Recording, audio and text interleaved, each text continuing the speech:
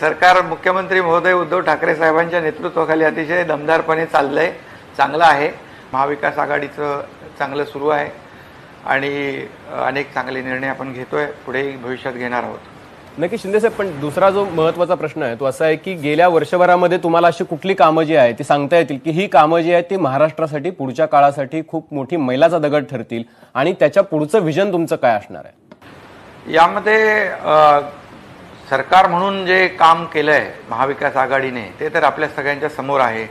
शेतकऱ्यांच्या कर्जमाफीचा विषय असेल, जवळपास 21,000-22,000 कोटी रुपयाची कर्जमाफी दिली, जे म्हणजे अगदी सगळ्यांनाच अशक्य वाटत होतं। नागपूरच्या अधिवेशनामध्ये मुख्यमंत्री महोदयांनी निर्णय घेतला आणि ताबडतोबीने त्याची अंमलबजावणी देखील झाली। म्हणजे गेल्या जे काही कर्जमाफी झाली होती मागच्या कालावधीमध्ये, मागच्या काळामध्ये, त्यापेक्षा या कर्जमाफीची अंमलबजावणी चांगली झाली आणि शेतकऱ्यांच्या देखील चांगल्या प्रतिक्रिया आपण ऐकल्या, पाहायला मिळाल्या।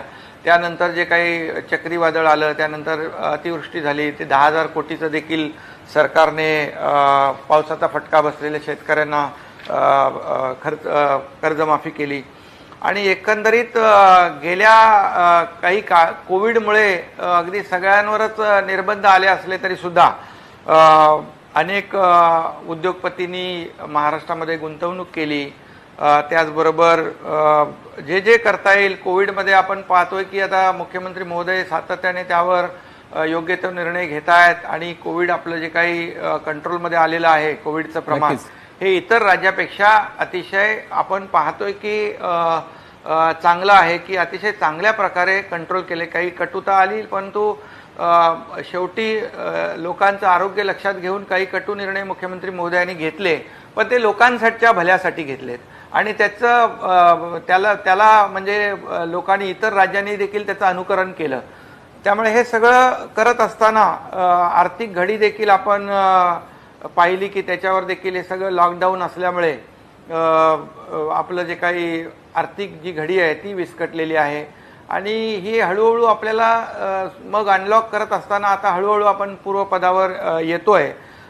एकंदरीत सगळंच जगच संकटामध्ये आहे, परंतु आपल्या राज्यामध्ये आपण ही घडी हळूहळू आपण पूर्वपदावर आणण्यामध्ये आपल्याला यश मिळतंय। मुंबईकरांसाठी सगळ्यात महत्त्वाचा निर्णय होता तो मेट्रोचा निर्णय होता आणि आरेतून कारशेड हलवल्यामुळे हा सगळा इगो इश्यू झाला। आता कांजूरला जे कारशेड गेले त्याच्यामध्ये एका खासगी विकासकाने त्या जागेवर दावा केलेला आहे, केंद्र सरकारने दावा केलेला आहे। आता मुंबईकरांसाठी हा प्रश्न किती वर्ष भिजत पडला म्हणायचा?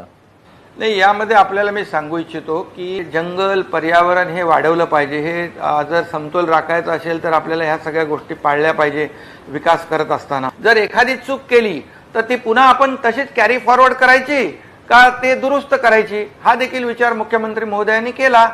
काही लोक दिशाभूल करतायत आणि हे मेट्रोचं काम जेवढ्या युद्ध पातळीवर होईल ते आपण करणार आहोत। अजून एक महत्त्वाचा आरोप होतो तुमच्या जुन्या मित्रांकडून, ते म्हणजे शिवसेनेचं हिंदुत्व, म्हणजे बाळासाहेबांचं हिंदुत्व आता शिवसेनेत राहिलेलं नाहीये। हिंदुत्वाच्या मुद्द्यावर मुख्यमंत्री महोदय उद्धव ठाकरे साहेबांनी परखडपणे आपली पक्षाची भूमिका मांडलेली आहे आणि त्यामध्ये कुठली तडजोड पक्षाने केलेली नाही।